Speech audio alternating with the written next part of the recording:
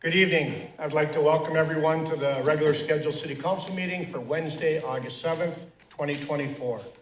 Let the record show all councilors are present with the exception of Councilor Schweiberger and Councilor Hildebrand. We have adds and deletes. A, add licenses and permits number 7, number 8, and number 9. We have consent agenda. B, add number 10. Could I get an approval of the agenda? Motion to approve. Motion approved by Councilor Fossil. Support. Support by Councilor Whitney. Any discussion? Hearing none, all in favor say aye. Aye. Opposed, nay. Motion carries. We'll move on to approval of the minutes. Approve the minutes of the Hibbing City Council meeting, July 24th, 2024. Wishes of the council. Mr. Mayor, I'll make a motion to approve. We have a motion approved by Councilor Hoffman-Sockman. Support. Support by Councilor Fossil. Any discussion? Hearing none, all in favor say aye. Aye. Opposed, nay. Motion carries. 2, approve the minutes of the Hibbing City Council workshop of July 24th, 2024. Wishes of the council. Motion to approve. Motion approved by Councilor Bayless. Support. Support by Councilor Whitney. Any discussion? Hearing none, all in favor say aye. Aye. Opposed, nay. Motion carries. 3, approve the minutes of the special meeting of July 31st, 2024. Wishes of the council. Motion to approve. Motion approved by Councilor Fossil. Support. Support by Councilor Bayless. Any discussion? Hearing none, all in favor say aye. Aye. Opposed, nay. Motion carries. At this time, we will honor our Youth Academy graduates through the police department, and Investigator Sheik will be handing out certificates. I'll move to the front, and when I call your name, please come up and receive your certificate.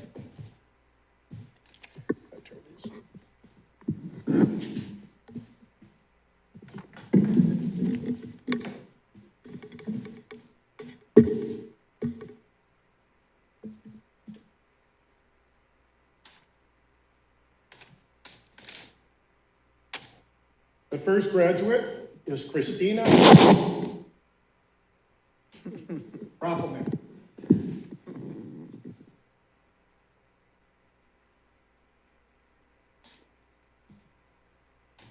Congratulations.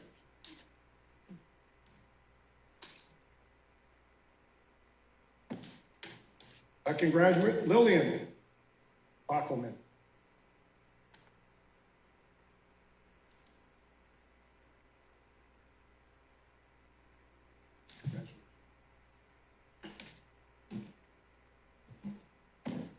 Third graduate, Adrian Grace, or Brasi, I'm not sure how it's pronounced. Grace. Congratulations.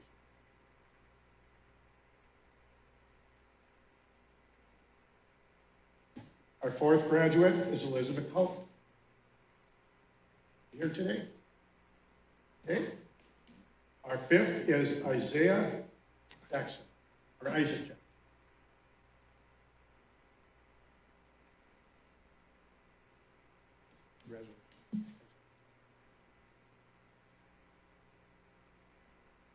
Our sixth is Joseph Novak.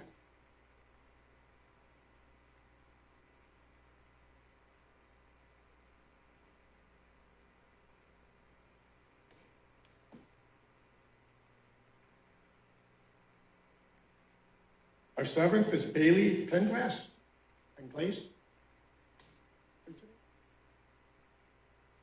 Next one, eighth, is Austin Schmelson.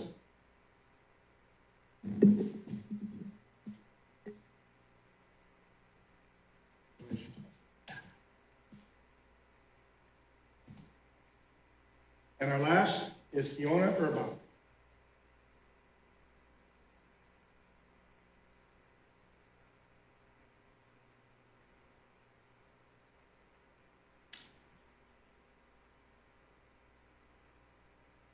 Could we have a round of applause for our graduates?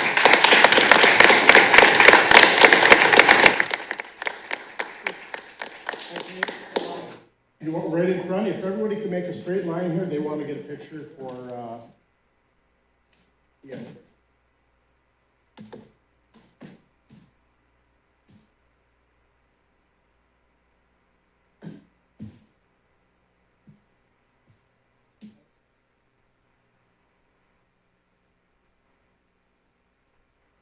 you so much.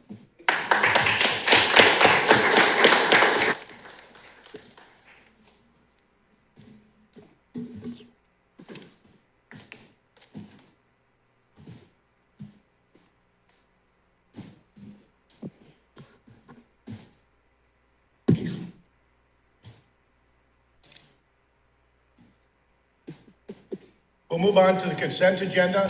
Thank you so much for supporting and having your loved ones in that program. Thank you. Number one, consent agenda, approve accounts payable dated August 2nd, 2024, checks number 177911 through 178009 in the amount of $1,496,320.66. Two, approve the city payroll of July 19, 2024, in the amount of $631,255.95. Three, authorize the Human Resource Director to sign the Master Administrative Services Agreement between the City of Hibbing and Aluris for Cobra Administration Services. Four, approve memorandum agreement between the City of Hibbing and the Minnesota Association of Professional Employees. Five, approve the code enforcement supervisor job description. Six, authorize the posting of full-time code enforcement supervisor. Seven, authorize the hire of Chase Anderson for part-time PBA technician position with the Hibbing Police Department pending pre-employment contingencies. Eight, declare the following as surplus: one water truck, one Vector truck, one transit bus. Nine, approve the special event permit application of City Hibbing City Services to hold the Halloween 5K Sweets on Streets on Saturday, October 26, 2024, starting at the Hibbing Memorial Building. 10, approve the mayor to sign on behalf of the City Council the request for the cost benefit analysis and cost sharing proposal from HPUC for the potential Beltline substation rebuild and move. Wishes of the council.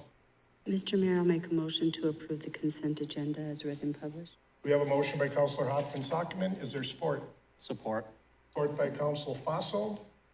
Any discussion? Mr. Mayor? Yes. I just wanted to let you know that number 10 is actually under Department and Committee Reports under Community Development Director Betsy Olavanti, number, I think it's like number 5.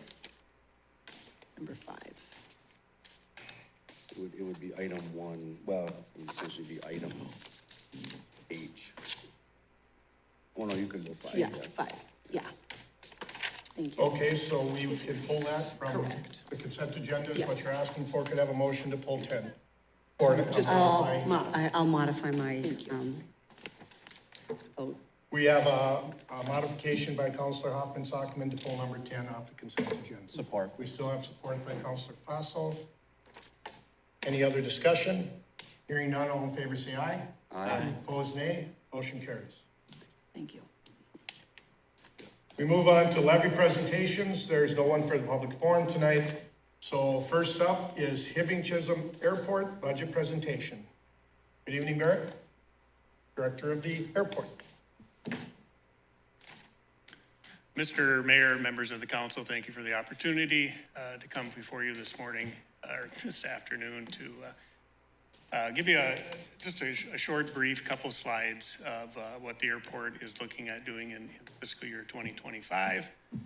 And then we have our joint meeting coming up later in the month. So.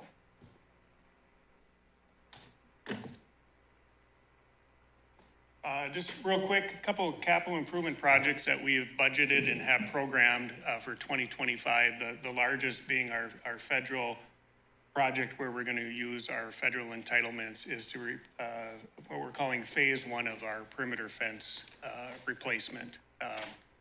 Way beyond its useful life, continued frost heavings, corner posts are getting heaved up. So it's time to address that. It also serves for not only just public safety, but also for wildlife.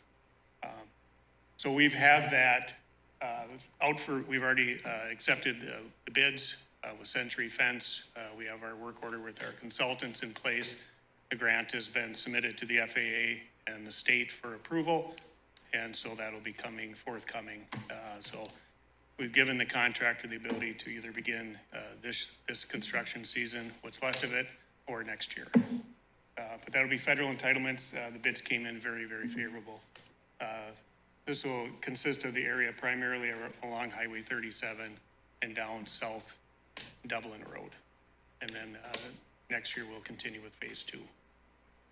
The other ones are just normal maintenance projects. Our primary runway 1331 is a crack seal project. It's just routine maintenance to address the cracks to maximize the life of those pavements. The runway was last rehabbed in 2009.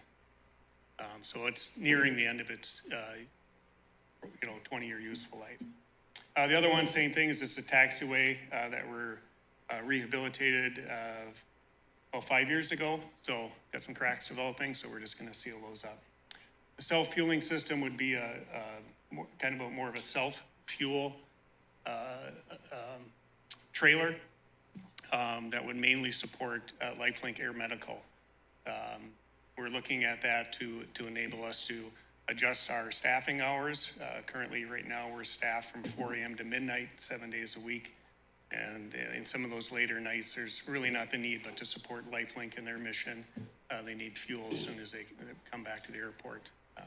The other one is just a maintenance van. Those last two will be state grants if they've announced that they will be announcing they're going to do equipment-only grants.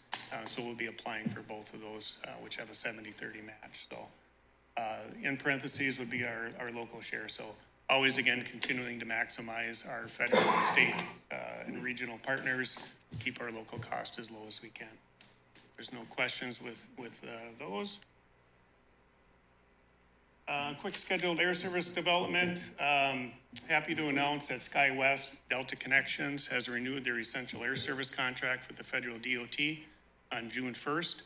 Instead of a 2-year agreement, they opted to go with a 3-year agreement, which to me showed commitment to our service region, that they want to remain here and in the state.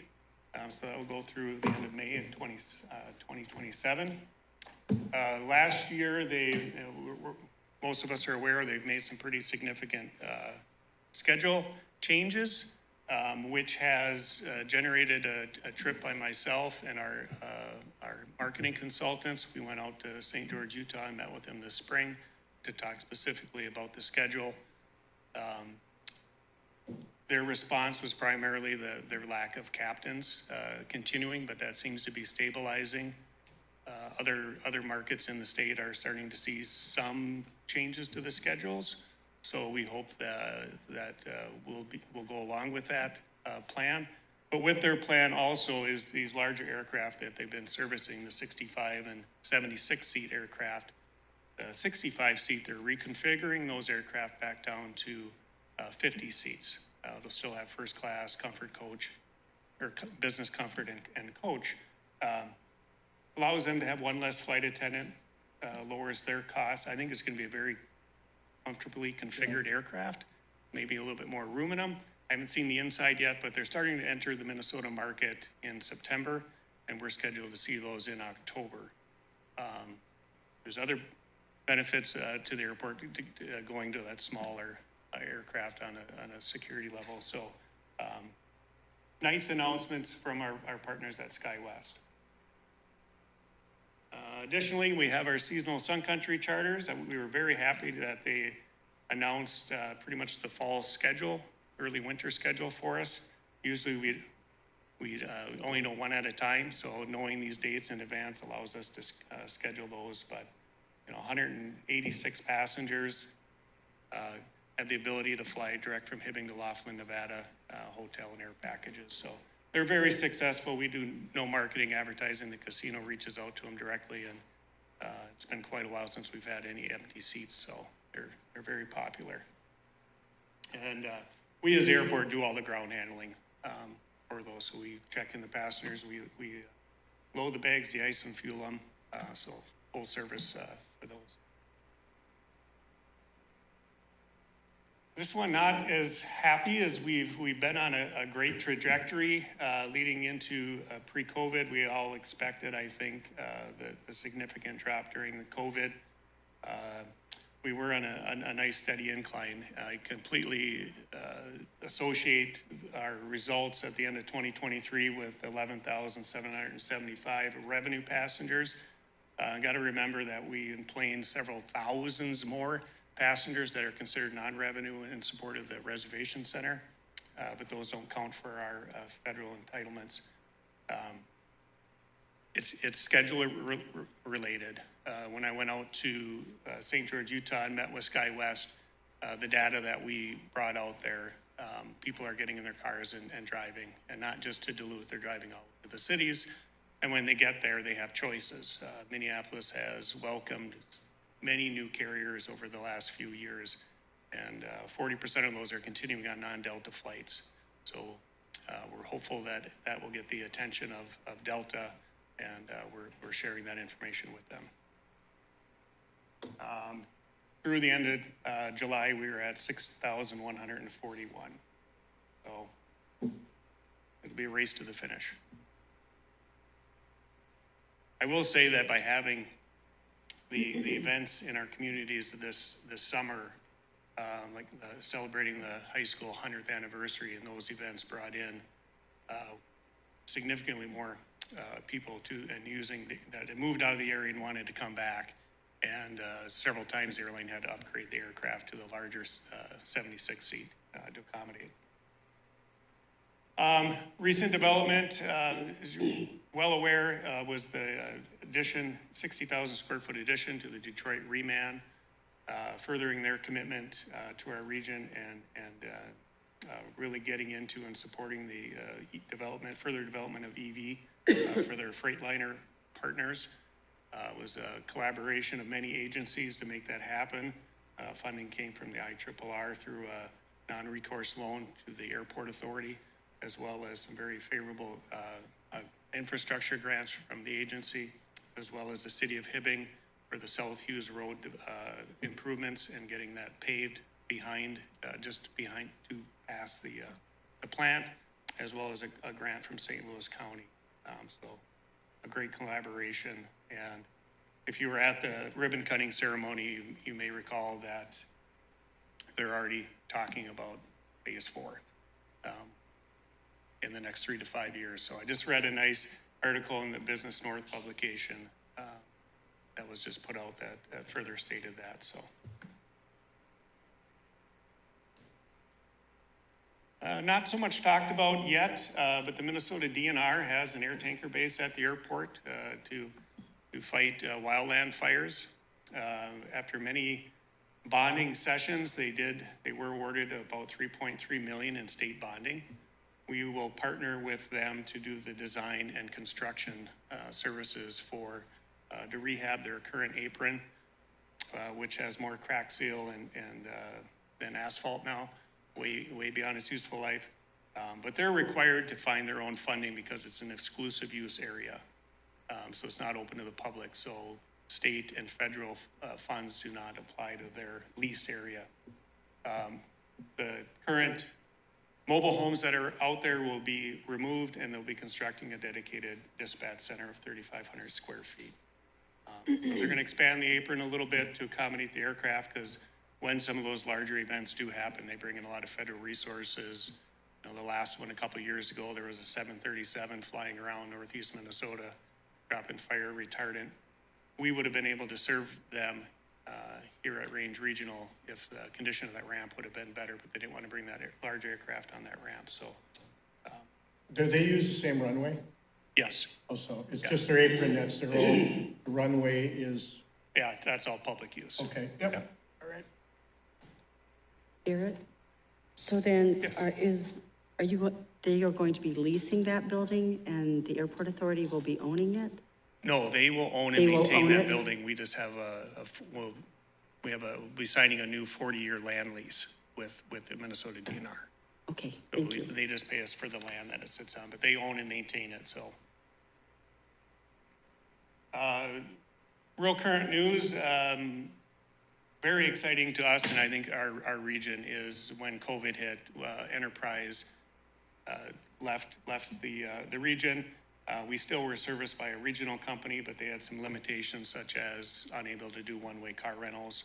So if you miss a flight, you're delayed, you want to get back home or leave, you had no place to drop off your car rental. So this is big news. They're going to be operating out of the airport terminal, but servicing the entire area. So not just specific to the airport. So that was about it. 2 years to get them to come to the table and relook at our market. Just your typical pie graph, just breaking down some of our revenues. We kind of look at them as aeronautical revenues. Our FBO, which is a side operation, is the fueling, ground handling for the private and corporate aircraft, and our various rents. So on the bottom, near the bottom, the proposed levy for 2025 would be $821,000, which is just a hair under 3% increase from last year.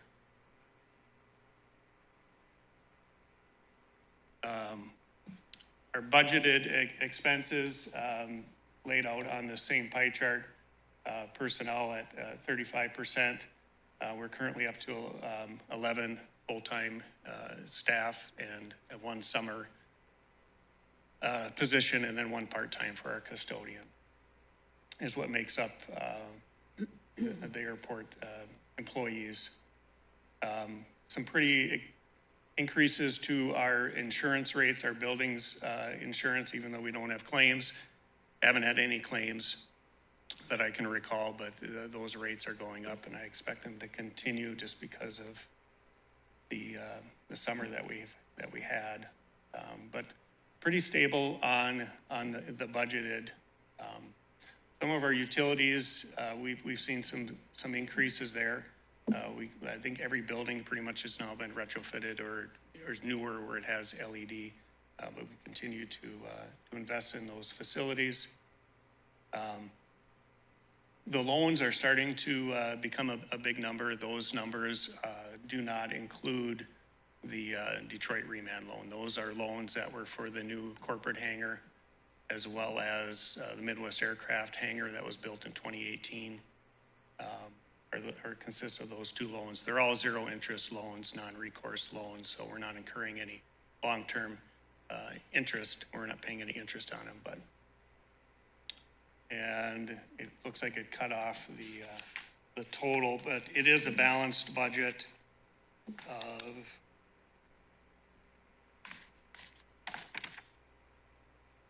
$3,242,626. Where would Detroit Remand be budget? So they pay us a ground lease.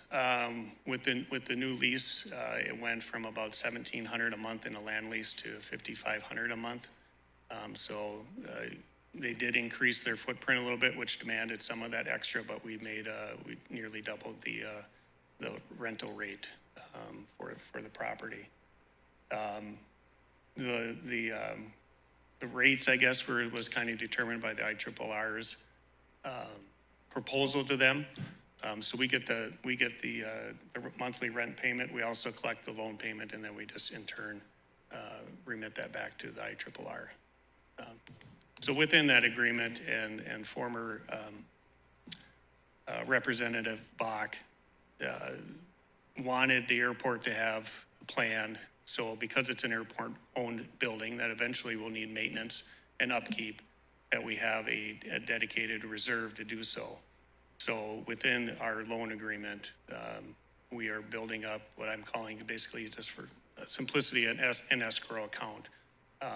So those funds will be there in those years when air handlers or if things need to be addressed.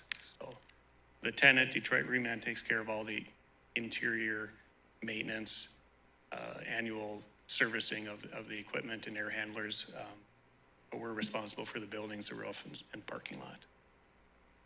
So very comfortable to have that in place, that we can maintain it for its useful life.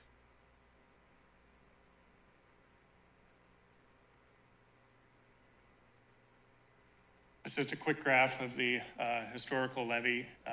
When it went down in 2020 and 21 was strictly due to the additional COVID money that was made available to the airport, money that was definitely had restrictions. I'm not saying it didn't, but it just decreased a lot of our expenses. And so we lowered that when we had the ability to do so.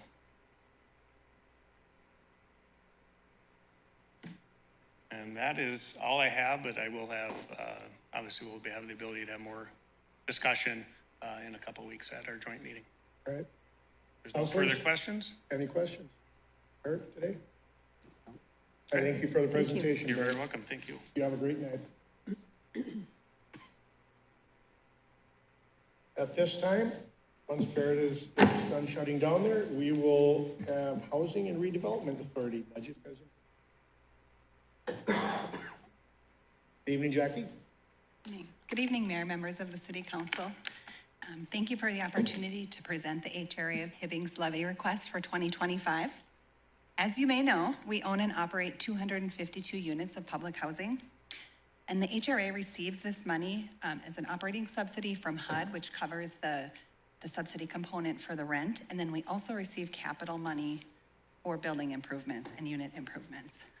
This federal money is restricted and must only be used for public housing and for that programming.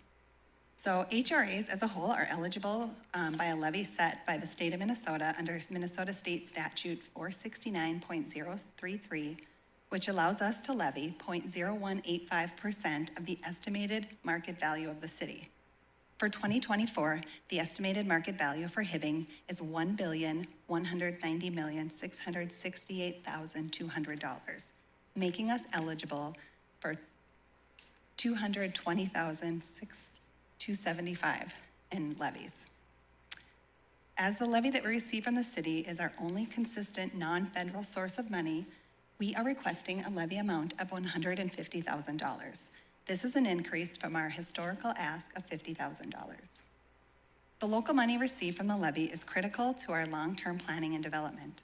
Especially as we move forward with our planned development, we anticipate additional costs, including consulting fees, legal fees, architectural fees, land and/or building acquisition costs, environmental fees and costs, and construction costs. Additionally, the levy is used to pay our commissioner's stipend and most importantly serves as leverage for federal money requests. The HRA obligated $100,000 for pre-development costs from our levy for the Cobb Cook Place apartments. Whether funded or not, pre-development costs must be paid for each application for housing submitted. The levy played a critical role in our application as we were able to use this to increase our local match as well as use it to leverage money through MHP for their federal monies. So that's essentially where the levy money goes. It's the only one that we have that isn't restricted, and we've used that in the past for leverage with MHP for the market studies. We'll be using it for strategic planning and things like that, just to kind of elaborate on what we're doing. So I'd just like to address again with the council who we serve. So our public housing units serve low-income residents who's at 80% of area median income. So if you were to look at the area median income for a family of four, that's $76,150 is our income limits for our housing.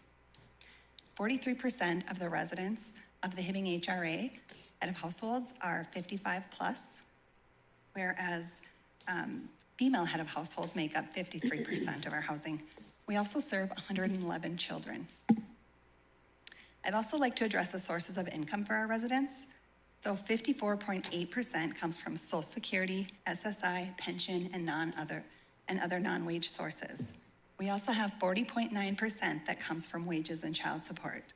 And finally, 4.3% of the income for our residents comes from assistance, which we generally know as MFIT or general assistance.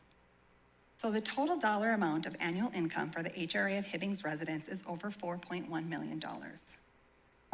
As you know, our MTW program launched on January 1st, 2022, and continues to grow annually. We are in the process of hiring an additional service coordinator to keep up with the demands of this program. We are also set to open a new MTW office by the end of this year. We currently have 117 active participants with one case manager. 78 of those participants are between the ages of 19 and 61.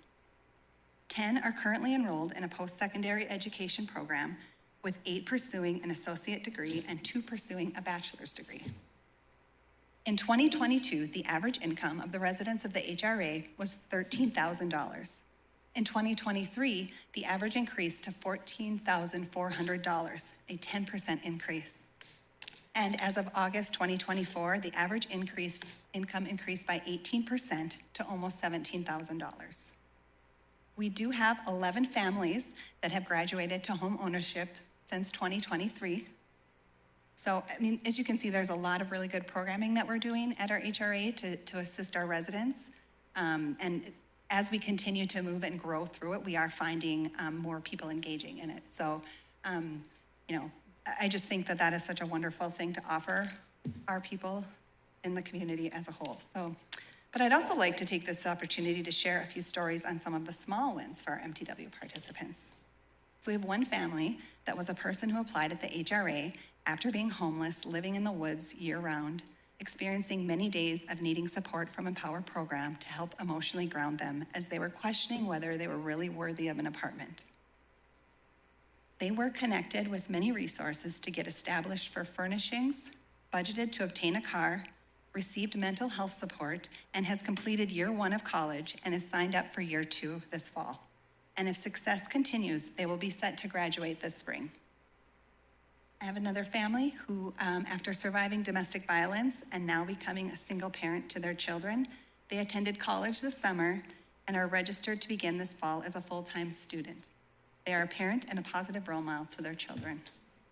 And my final one is a resident who has had a lot of dental and medical issues, and we're unsure how to navigate the system to address and to get insurance. And where they work, they could not afford the insurance there. So our Empower coordinator worked with this person and helped them not only get medical, but also dental insurance, which has improved his quality of life, obviously, and he's been able to work more.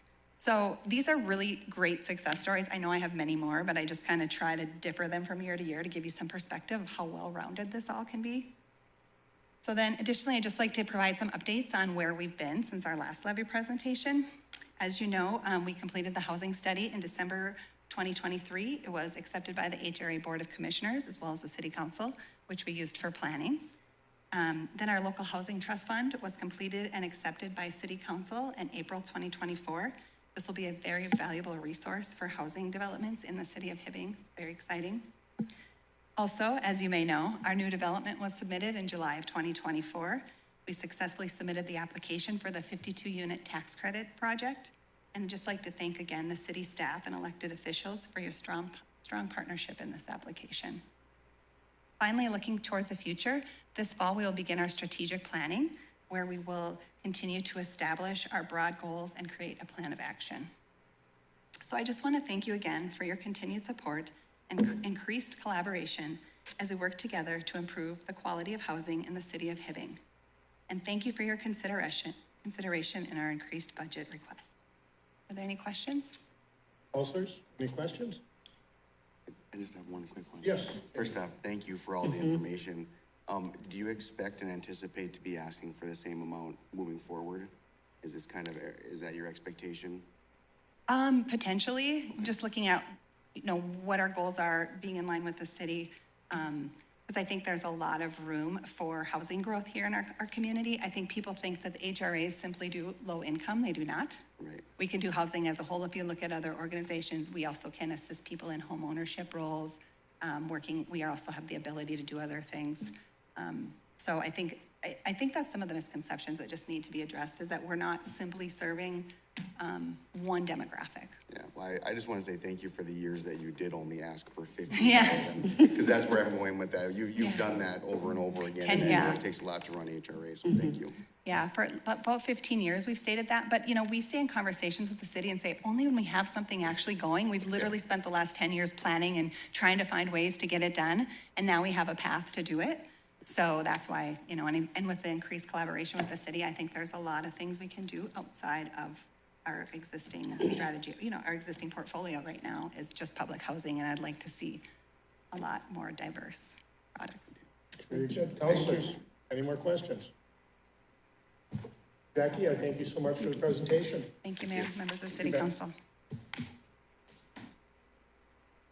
Now we have Hibbing Economic Development Authority budget presentation. Ms. Olivanti. Good evening, Mayor, members of the council.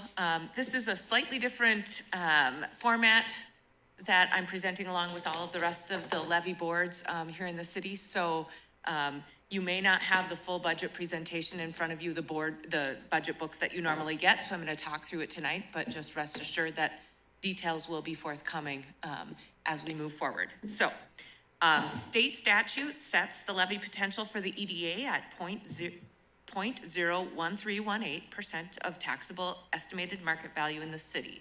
Typically, that's about $150,000 to $160,000 of available levy. Now, we have been steady on the EDA request at $105,177 for several years now. And at this point, we do have a fund balance, so there's no need to increase that levy request at this point. So while the budget request will show expenses greater than that revenue and a little bit of an increase at 3.33% over the 2024 budget, the deficit will be funded by by the 255 fund balance that the EDA board manages currently. So a couple of the projects that we have coming through that 255 fund for next year will include the land use plan, downtown traffic and parking study, the follow-on. There will be some grant writing that we're doing in there and some additional land sale work.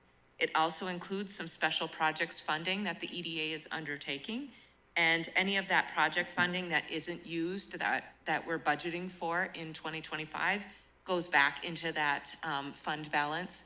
So it stays with the EDA and the board and allows the board to continue doing projects. Because of the renewed vigor in economic development projects, the EDA continues to work on City Council's high priority goal number 2, which was implement a plan and program to revitalize Howard Street through the Hibbing redevelopment deferred loan program. At this time, we do have 5 projects funded through this program for a total of $216,000 of investment in our downtown. We have $284,000 left to lend from that fund. And the original plan for that fund was to fund 7 to 12 projects. So we're well underway with those, with 5 underway. The Local Housing Trust Fund ordinance was passed by City Council in February of 2024 and referred to the EDA board to facilitate. The Finance Committee has been working with AEOA, Habitat for Humanity, and the HRA of Hibbing to draft policy and procedures for the ordinance and the funding and the uses thereof. And I continue to work with the Iron Range Housing Task Force to be ready for the city of Hibbing to apply for the state match when that RFP drops. It's supposed to be released this fall, but we haven't seen it yet. So our guess is that it'll be closer to the end of fall, beginning of winter. So the cash balance in the EDA's purview will also, I will put a request in for $150,000 to be dedicated towards that to that local housing trust fund match. Which segues me into a high-level overview of the financial picture of our EDA. So our 2 TIF districts are performing well. TIF 8 was decertified last year, and TIF 12, the current increment collected is paying back the bond. As of the end of 2023, we have a fund balance of $71,481. The required decertification will be in 2040, but the last debt service payment is February of 2036, which is 4 years prior to that date. So look for around that time for Finance Director and myself, the EDA staff, to come forward with a plan to decertify that district early. That way, that increment goes back into the general tax levy for the county, the school districts, and the city. And we don't have to monitor and watch that particular pay-as-you-go note. Our loan fund 250, we have 2 of them. The first one is Fund 250. Right now, we have $610,943.90 to lend. This is a decrease of roughly $570,000 from last year at this time because there was an interfund loan between Fund 250 and Fund 610 to do some improvements on the Vidovic building, or the 1,111 7th Avenue East building that the EDA owns. So at this time, we're working through a project to do an expansion up there for AMGS, which is the manufacturing client in that building. Let's see, there's 60 other loans outstanding from this fund. 40 are regular loans, most are current. We had to send 2 to collections, which went to RCB. Finance hasn't reported any payments from those, but we continue to watch those accounts. We wrote off a roughly $27,000 of principal balance for a piece of property that we exchanged in trade for the write-off of that loan. This was at 2306 First Avenue in Hibbing. We paid the recording fees and the deed tax and some back taxes, and have been working with the prior owner to recoup those funds.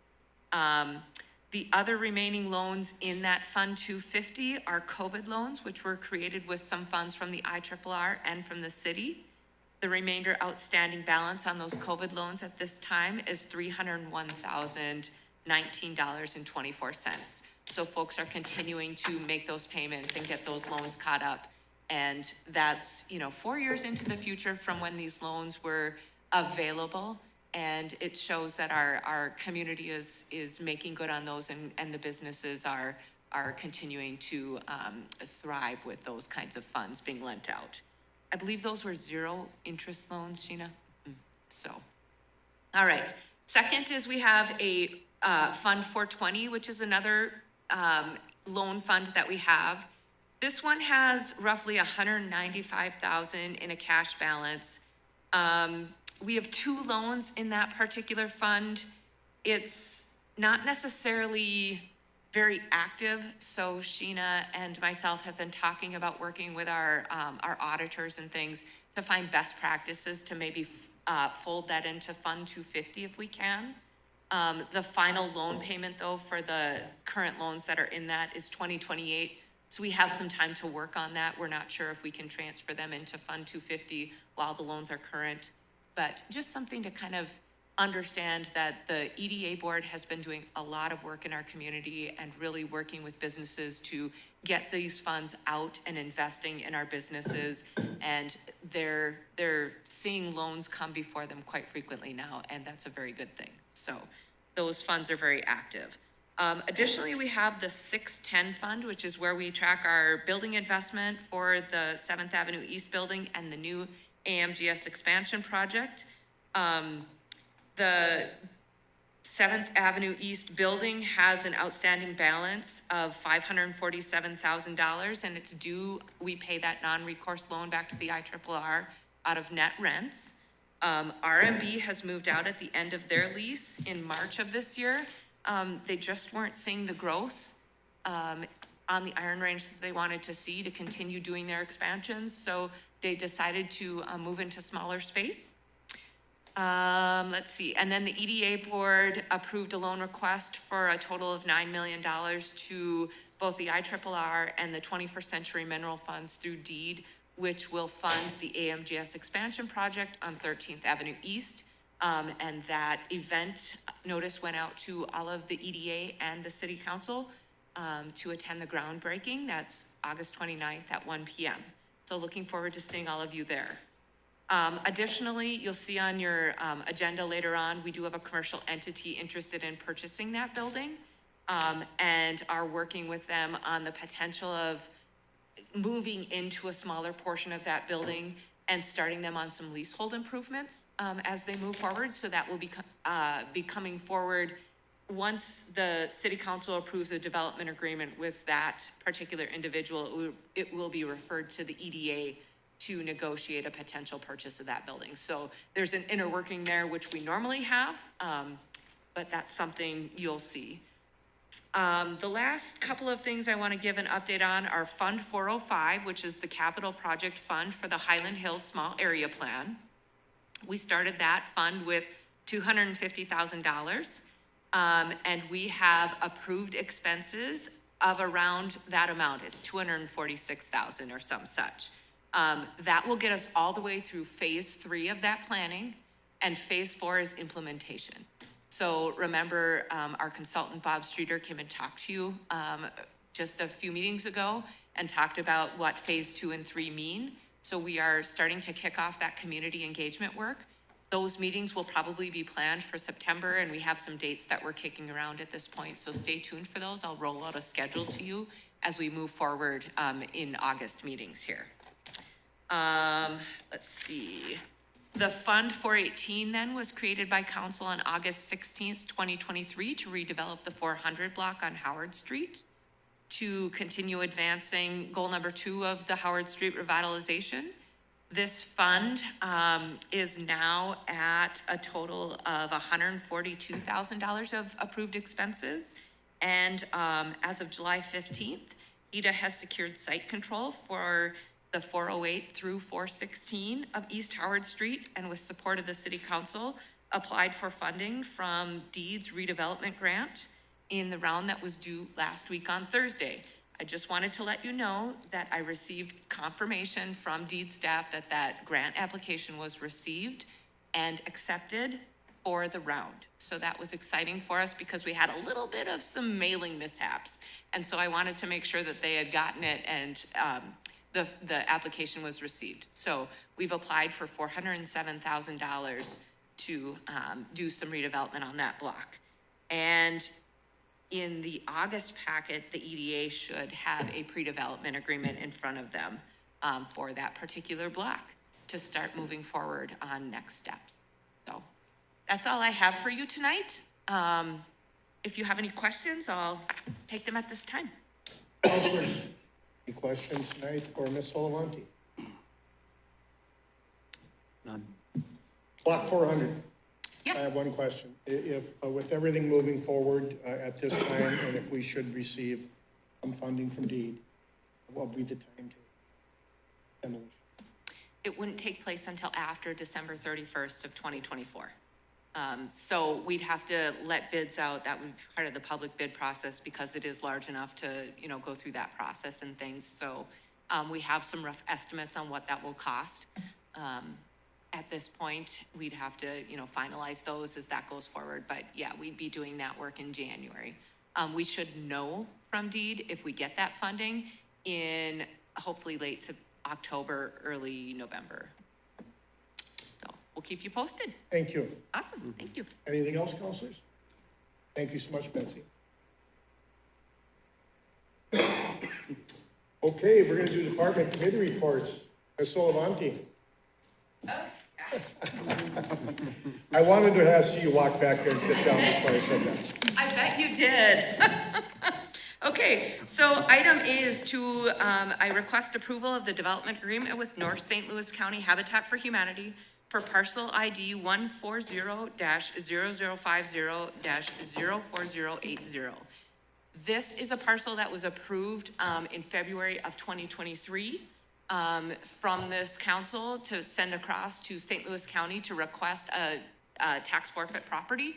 We have worked with our Public Works and our Building and Housing Department to secure grants from the IRRR to take down houses on all of, or structures on all 3 of these properties as we go forward. So I will just kind of give you a synopsis of, they're all similar, right?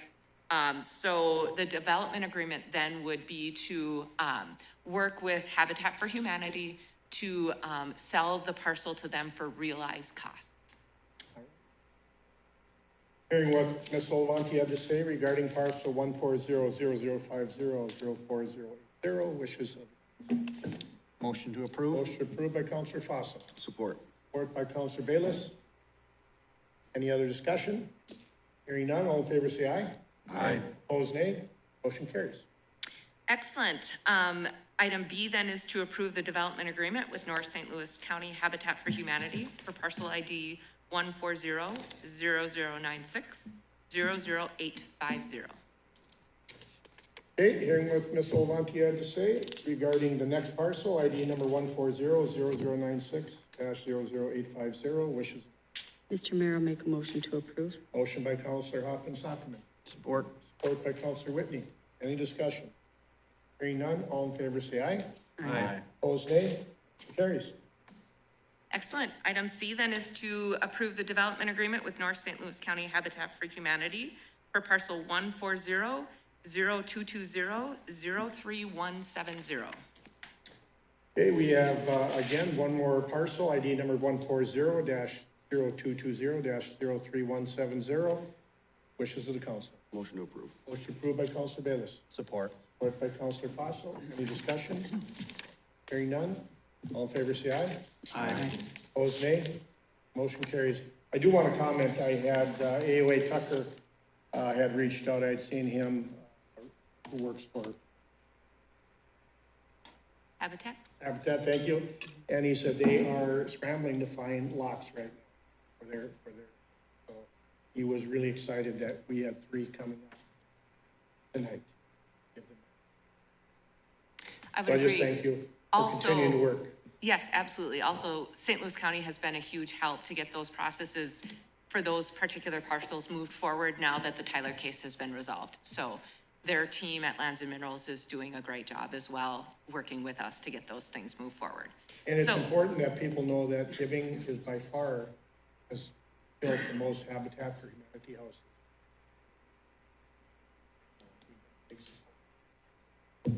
Yes. So item D then is to assist Habitat for Humanity with getting early entry onto parcel 140-006-00850. Sorry, it's 0096. So D and E, it's just a repeat, but we'll just do the correct parcel ID there, sorry.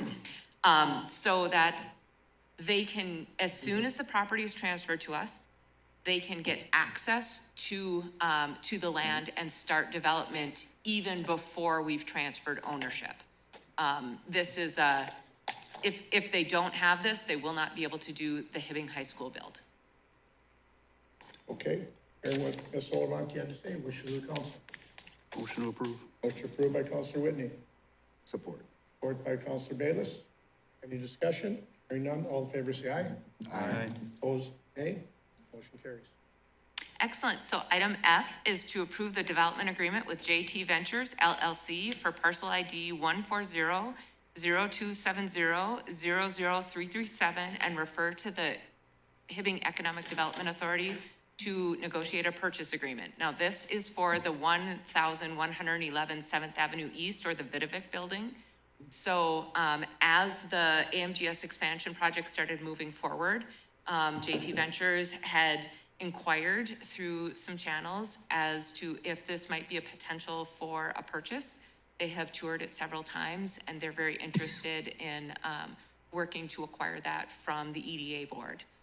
I brought that to you at workshop and asked, I had 2 potential buyers. This was the commercial one. So here you are, the development agreement is in front of you to continue that work and to refer to the EDA for purchase agreement negotiation. Okay, hearing what Ms. Olivanti had to say, wishes of the council. Mr. Mayor, I'll make a motion to approve. We have a motion approved by Counselor Hoffman Sockman, Support. support by Counselor Fossil. Any discussion? Hearing none, all in favor say aye. Aye. Opposed, nay. Motion carries. All right, and my final item is to request, this is the one that was pulled from the consent agenda because we wanted to just have a quick conversation. So this is a request to approve the mayor to sign on behalf of the council, a request for cost-benefit analysis and cost-sharing proposal from the Hibbing Public Utility Commission for a potential Beltline substation rebuild and move. At this time, we've received some information in a Word document that's a feasibility summary for some potential costs for reconstruction and relocation. But it doesn't necessarily have the full engineering details at this time, or here's what it would cost to rebuild at the current location, and here's what the rebuild plus move require. So the letter that I'm proposing tonight is worded as follows. Do you have this in your packet, or do you want me to read it? I don't have it in mind. I don't have it. Okay, so it's very brief. It says, I'm writing to express the city of Hibbing's support to the Hibbing Public Utilities to investigate the cost-benefit analysis of the potential move to the Beltline substation off of a prime corner on the Highway 169 Beltline to a more appropriate piece of land for public infrastructure. In order to consider a proposal from the Hibbing Public Utilities Commission to collaborate on the costs of this potential move, the city council is requesting the following to assist us with determining if the investment of taxpayer dollars in this project will provide a good return to our taxpayer. First, we want the detailed engineering estimates for the initial Beltline substation reconstruction and in the current location. And second, it would be the difference between keeping it in the current location and moving it to a new location. City staff has been working with the Hibbing Public Utility staff on the potential of new sites, which are right on the other side of that 34th Street Avenue? 34th? Street? Okay. 34th Street. So we own some land right on the other side of 34th Street. It's right near our Highland Hills potential development, right on that belt line. So it services all of that location there. And we've been talking to the Hibbing Public Utility staff about the potential for a collaboration on that project. It would really be nice to reclaim that corner on 34th and that frontage road, which is right next to the Orthopedic Associates location. So if you orient yourself around that particular substation. So if we would move it off that prime corner and have that corner available for development, it might be a good thing for the city of Hibbing taxpayer. We just want to know what that potential cost difference to move it would be. They're already planning a reconstruction of that, correct, Councilor Bayless? Okay. So the HPU has been planning a reconstruction of that Beltline substation. And, you know, we just want to see if the potential to reclaim that corner would be cost effective at this point. So that's the letter of request. All right, hearing what Ms. Olamonte had requested as far as a letter to the DEC for clarification on the substation cost. Wishes of the council. Motion approved. Motion approved by Councilor Whitney, Support. support by Councilor Fossil. Any discussion? Mayor, I just Yes. have- Yes. Jennifer, go ahead. What I wanted to say is Go ahead. I'd like to hear from Counselor Bayless. Yeah, so I mean, my personal opinion on it doesn't matter. I think the city and the utility working together is a good thing. I just want to know, is there a cost share on if engineering needs to happen that's outside of the utilities purview right now to get these answers? I think it'd be appropriate. Okay. I mean, we're trying to get our arms around, okay, so there's the rebuild where it is. The move, we would be subject to conversation as far as the difference is concerned. And we've got a pretty high level idea. We think the rebuild's about $1 million. The move is 500 to 1.5, I think, is where we're at. That sounds ballparky, yeah. So in order for us to kind of make a decision, is this a good idea or not? Be nice to have a little bit more detail on that. I don't know if HPU does that internally or externally. Externally would be my guess. In addition to that, I know this was a little bit choppy. It was a little bit of an afterthought on my part because I'm trying to get to be a little bit more consistent in how we interact with our partners.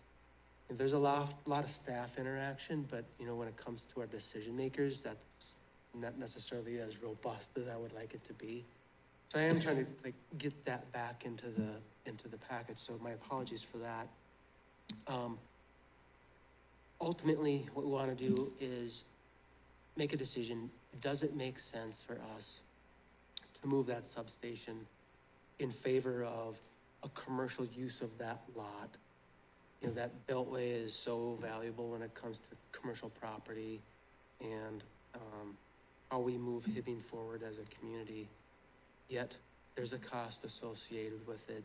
What's the payback, assuming it gets moved and we have a commercial use of that property? And, you know, what does that mean for jobs and tax base? So it's just trying to get some detail to that so we can have that conversation, City Council, Public Utility Commission, and make a decision, all in the context of, I think there's an urgency to get that rebuild going. There's some concern about how long it's gonna last, what's the longevity. I think that was maybe a 1960s, 70s project, something like that. Yeah, it's pretty old, and it needs to happen Yeah. soon, and I think that's the main question with the utility is, do we do the rebuild in place, or do we explore?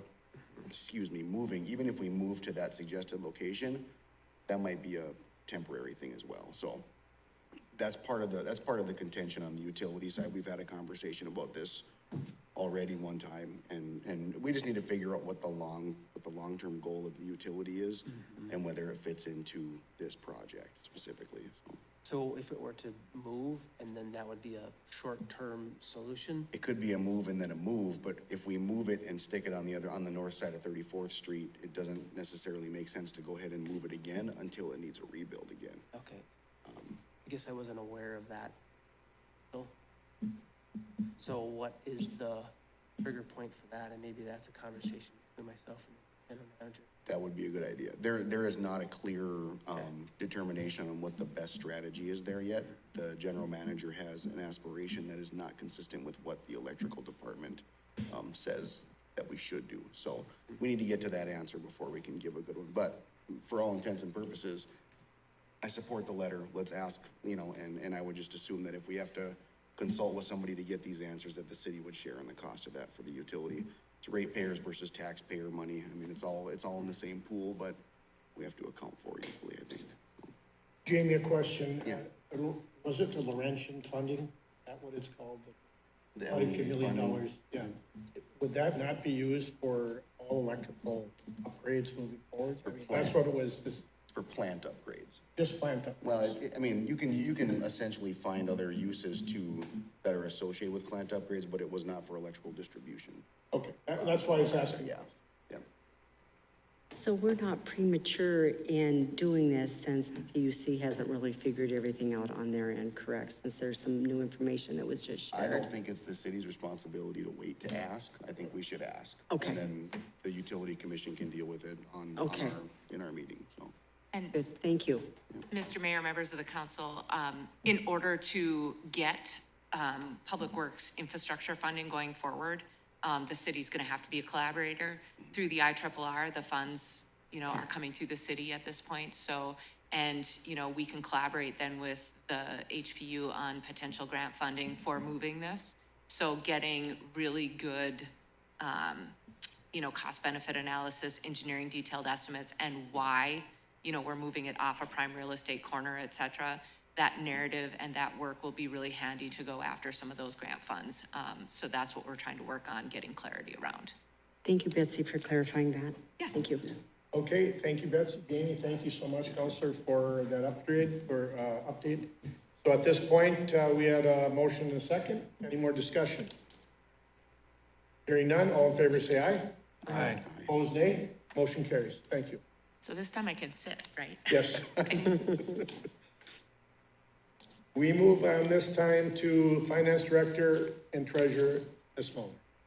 Good evening, Mayor, members of the council. For item A, I'm asking City Council to authorize the mayor and city clerk deputy administrator to sign a lease agreement with Arrowhead Transit for a lease of the bus facility and office space where we stored our buses. As you know, Arrowhead took over bus service for Hibbing on August 1st, so they reached out and they asked if we would let them temporarily use our space for storing their buses, as well as a place for their drivers to report to work every day. This would be a temporary lease that would help them in the transition to being able to get their own bus facility. I did hand out a new lease agreement because MnDOT has to review and approve the lease agreement as well, since it'll be paid for with their funds. They did 3 different revisions, so the final one was on your desk when you got here tonight. The main change in the new lease is that we can't start charging them rent until we actually dispose of the facility, since they paid for 80% of the funding of the facility. Once those appraisals come back and we pay back the facility, then we can start charging them rent. So that was the major change to this agreement. I'll answer any questions if you have any, otherwise I'm asking for. Okay, Ms. Muller's asking for approval to sign a lease with Arrowhead Transit. I just want to say, pardon, bring us to this solution. Wonderful thing for the city of Hibbing. Thank you. I need a motion, looking for a motion. So moved. So moved by Counselor Bayless. Support by Counselor Whitney. Any other discussion? Hearing none, all in favor say aye. Aye. Opposed, nay. Carries. B. For item B, I am offering resolution number 24-08-01. This resolution would be for transferring transit assets to Arrowhead Transit. Tonight, the city council approved disposing of one of the transit buses. That one was the one that we had already acquired from Arrowhead Transit, so they did not want that bus back. The ones that I have in this resolution would be for the remaining 6 buses to transfer them back to Arrowhead, or transfer them to Arrowhead Transit so they could incorporate them into their fleet or part them out or dispose of them. Very good. Hearing what Ms. Mulliner had to say regarding transferring assets, wishes of the council. Motion to approve. Motion approved by Counselor Fossil, Support. support by Counselor Bayless. Any discussion? Hearing none, all in favor say aye. Aye. Opposed, nay. Motion carries. Thank you. Thank you. Mulliner. Police Chief, Esty is not here. Greg, will you be handling this? Oh, I'm sorry. Officer, Sherry will. Good evening. The thing believe before you is the agreement between the school district and the SRO positions for the next coming school years. They've up to 2 officers. Officer Casey is going to be reassigned back to the high school, and Captain Helverson is going to be back with the grade school again. So you have the numbers before you. I believe Greg probably has the actual numbers that for the contract, or you do not. I wish I did, but I don't. Okay, I don't, okay, nor do I, so I just know there's a, on the agenda before you, so. Mayor, members of the council, I think within Yes. the packet, the agreement calls for $60,000 for each year of the 2-year contract. Okay. 60,000 for each year. Yes. Is that being shared with the school district? Or are we picking up the entire dollar amount? That's the amount that the city is being paid by the school district. That is the amount, okay. Good, thank you. Counselors, any other questions before I ask for a motion? Hearing what Officer Ronchetti had to say, wishes of the council. Mr. Mayor, I'll make a motion to approve. We have a motion approved by Counselor Hoffman-Sockman, Support. support by Counselor Whitney. Any other discussion? Hearing none, all in favor say aye. Aye. Opposed, nay. Motion carries. Thank you so much. Thank you. Move on to City Administrator, Mr. Kaczynski. Mr. Mayor, City Council, 2 items from my office this morning, and I'm gonna ask Jesse in a second just to kind of get a little bit detailed when it comes to the bar engineering proposal that we've received. So, remember in June, we had some flooding over on 41st, other areas as well, I understand that, but 41st is what we're talking about tonight. Remember the Baptist church, kind of that area, and trying to get all of that water to drain out of the neighborhood. So we talked about this at a previous city council meeting. We have a storm water study that we conducted a while back with some of the problems that we've been encountering with heavy rains. We pulled that back off of the shelf, engaged with bar engineering to talk a little bit about what our options would be in that neighborhood. They put a proposal together for us. And then the last thing I'll say before I hand it over to Jesse is what we're trying to do is use some of those FEMA dollars that are available to mitigate that situation in that neighborhood. I think that study is a few years old, so it needs some updating, but we do have some numbers for you just to kind of think about and consider. I think time is of the essence when it comes to getting the study back off the shelf, shined up in the hands of FEMA for an approval so we can start to put plan specs, get a bid out and everything. So with that, maybe I'll turn it over to Jesse if you want to give a quick report, and then we can kind of move on from there. Mayor, Council, like the administrator said, after the recent rain events this summer, we were asked by the council and some of the residents to take a look at the area. Bar Engineering did a storm water modeling program back in 2009. So we had a meeting with them, asked them to update their models, do a design review from that plan in 2009. So we did receive a quote from them for the updated modeling and the design review for $26,000. And with that, we'd like to expand the modeling south of 41st Street about a quarter mile. It goes across the couple of private driveways down there. What we don't want to do is get all the water south 41st Street, and then what happens to the properties down there. So we'd like to expand that modeling to include that area. And then part of that is to look at the building structures in that area, the elevations compared to the model. So they'll be able to tell us at a 25-year rain event or 50, that's when the water is gonna get to those structures. So that part of the feasibility or the proposal is $8,800. So I'd like to move forward with those two pieces of the proposal, bring the proposal back to council on the 21st for approval, so we can get moving on this. So if we can get FEMA funding for this, the earlier we get this done, the better. So I'd like to get started with those two pieces and then come back to the council on the 21st for approval of the proposal. What I hear you, Jess, if we give you the okay tonight, just to move forward, not to come with a final proposal for our next meeting. Correct. And this, yeah, I know the plan you're talking about, because we were working together back there. It's hard to believe it's that long since that was done, but Right. I remember, is that the same, that water is the same one that discharges our south wastewater treatment plant? It'll be that same That's flow through that area, Yeah, correct? this connects into that flowage that goes Okay. by the south plant. Very good. I mean, we need to do something. There's no doubt about it. I think the good thing is we already have a plan that was, we just are dusting it off and upgrading it. That's a huge savings. So we can get the funding from FEMA, all the better. All right. I appreciate the update by you, Greg, and Jesse. Thank you. Counselors, any questions for either? All right. So item number 2, and there was an email that was being routed around this morning. I wasn't sure how many members of the city council were on it. So I think I maybe blind copied the group in once or twice just to kind of make sure people are all in the loop. So the email was in reference to the Philman edition, I think it's commonly known. There were a couple of trailers. One for sure is currently in our alley, right away, easement. So one of the trailers has been moved, so that one's taken care of. The second one, we're trying to deal with that one. We will be reaching out to the property owner tomorrow.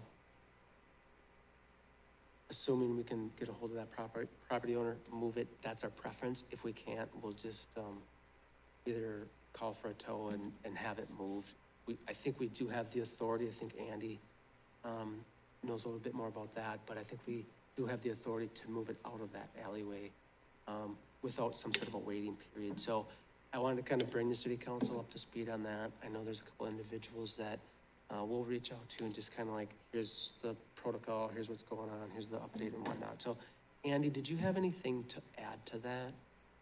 No, just for the council's benefit, my logic behind it is the right-of-way is our right-of-way, much like a road or street. So if you park your road vehicles, if they stay there for too long, the city can ticket them and impound them. This is the same concept. We're just trying to give notice to the individual owner to say, you're in our right-of-way. You need to move that. If you don't, then the city will. That's the same concept behind that. Mr. Mayor, so Greg, the author of the email, your office will be responding, or Andy's office will be responding directly to the author of the email? That's a great question. So I'm gonna have Andy do that response. What we're trying to do is have a single point of contact with the individual. So, you know, everybody in the city council or staff can, you know, get the information to myself or to Andy or whatever, but we do have an internal working group on that because there are multiple questions that cover, sometimes it's engineering, public works, could be building. There's just a lot kind of going on behind the scenes. So we will have Andy kind of close the loop on that particular question. So that'll be done. Great, thank you. And Appreciate it. we'll blind copy the city. Okay, thank you. I thank you for your updates on those two items. Any other questions before we move on? Very good. We'll move on to bids and quotes. Fleet Manager, Mr. McKinney.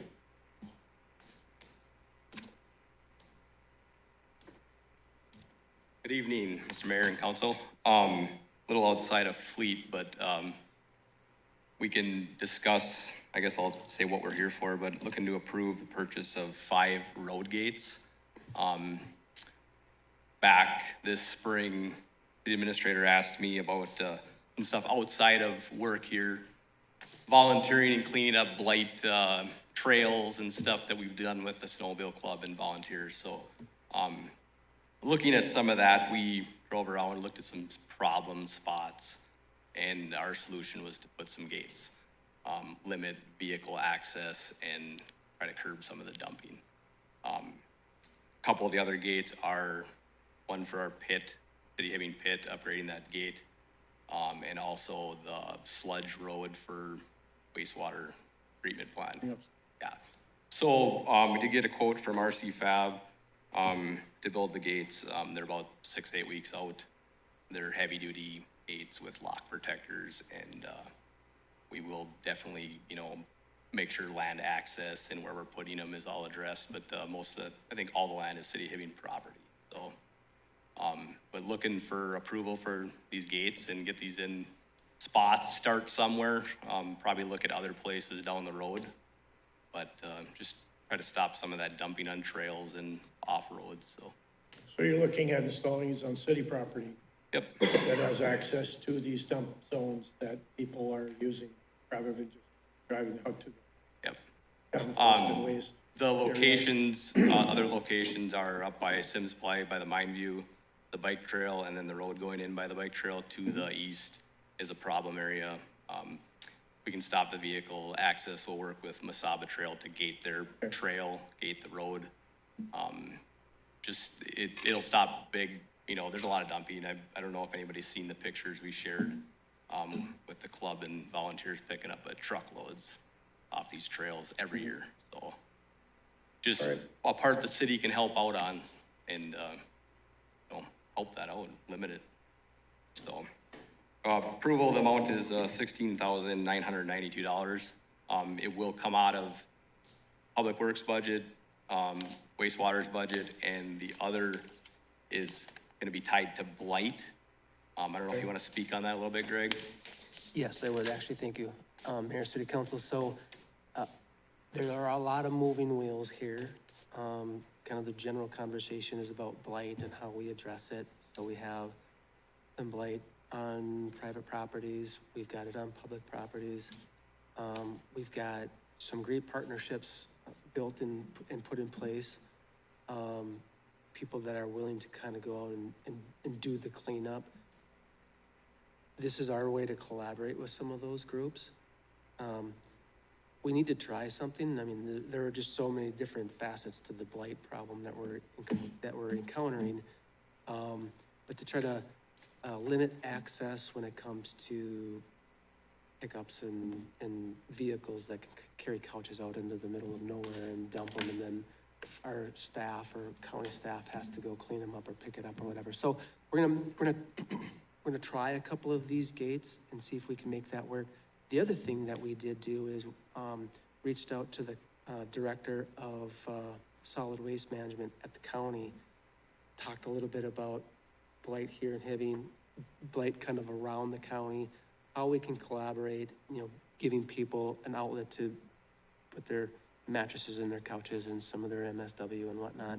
So giving an outlet, restricting access. There's just a lot of things that we're trying to work on to address that problem. So this is part of that. If you have any other questions, please reach out or ask right now is fine. But that's kind of what we're trying to do, and, just trying a couple of different things that we've maybe not done in the past, so. So along those lines, Yes. When people put things on the boulevard that say free, is there a timeline that those things can be out there before they become blight? That's a great question. I don't know the answer to that. Do we have an ordinance on that? Well, the boulevard is our city property. Right. So I was just wondering, because sometimes you drive by and you see the same things that are out there that say free. Mm-hmm. Like a porch pickup for free or whatever? Or, yeah, a couch. I would have to do a little review of the ordinance for that. Okay, thank you. All right, hearing what Mr. McKinney and Mr. Krasinski had to say, wishes of the council. I make the motion to approve. Motion approved by Counselor Bayless, Support. support by Counselor Fossil. Any other discussion? I'd just like to say, thank you for your ATV club's efforts. Yeah. And That's, Stouffville and ATV, it's been, pretty collaborative, so. That's Appreciate my volunteer, second job, so. Snowmobile Club. All right, any other discussion? Hearing none, all in favor say aye. Aye. Opposed, nay. Motion carries. Thank you. Thank you. All right, this time we'll move on, nothing for boards and commissions, move on to licenses, permits. One, approve the raffle permit application request of the Hibbing Area Chamber of Commerce to hold a raffle on Friday, December 6th, 2024 at the Hibbing Curling. Wishes of the council. Motion to approve. Motion approved by Counselor Hoffman Sockman, support. support by Counselor Whitney. Any discussion? Hearing none, all in favor say aye. Aye. Opposed, nay. Motion carries. Two, approve the 2024 transit merchant license for Erica Sundberg of S&S Concessions, DBA Buns to Go. Wishes of the council. Motion approved. Motion approved by Counselor Bayless, Support. support by Counselor Fossil. Any discussion? Hearing none, all in favor say aye. Aye. Opposed, nay. Motion carries. Three, approve the special event permit application of the Mines and Pines Revisited to hold the event in Bennett Park on Friday, August 16th through Saturday, August 17th, 2024. Wishes of the council. Motion to approve. Motion approved by Counselor Hoffman Sockman, Support. support by Counselor Bayless. Any discussion? Hearing none, all in favor say aye. Aye. Opposed, nay. Motion carries. Four, approve the temporary on-sale liquor license of BAM, bicycling around Minnesota, to have Palmer's dispense alcohol to National Guard Armory on Saturday, August 17th. Wishes of the council. Motion to approve. Motion approved by Counselor Whitney, Support. support by Counselor Fossil. Any discussion? Hearing none, all in favor say aye. Aye. Opposed, nay. Motion carries. Five, approve the raffle permit request of Blessed Sacrament Church. Hold a raffle on Saturday, October 5th, 2024 at Blessed Sacrament Church, St. Leo's Social Hall. Wishes of the council. Motion to approve. Motion approved by Counselor Bayless, Support. support by Counselor Fossil. Any discussion? Hearing none, all in favor say aye. Aye. Opposed, nay. Motion carries. Six, approve the raffle permit application to Tourist Center Senior Citizen to hold bingo. Wishes of the council. Motion to approve. Motion approved by Counselor Hoffman Sockman, Support. support by Counselor Whitney. Any discussion? Hearing none, all in favor say aye. Aye. Opposed, nay. Motion carries. Seven, approve the special event permit application of the city, Hibbing City Services to host a big truck night from 5 p.m. to 7 p.m. on Thursday, September 12th, 2024 in the Memorial Building parking lot. Wishes of the council. Motion to approve. Motion approved by Counselor Whitney, Support. support by Counselor Bayless. Any discussion? Hearing none, all in favor say aye. Aye. Opposed, nay. Motion carries. Eight, approve the special event permit application of City Hibbing City Services to host a Halloween 5K.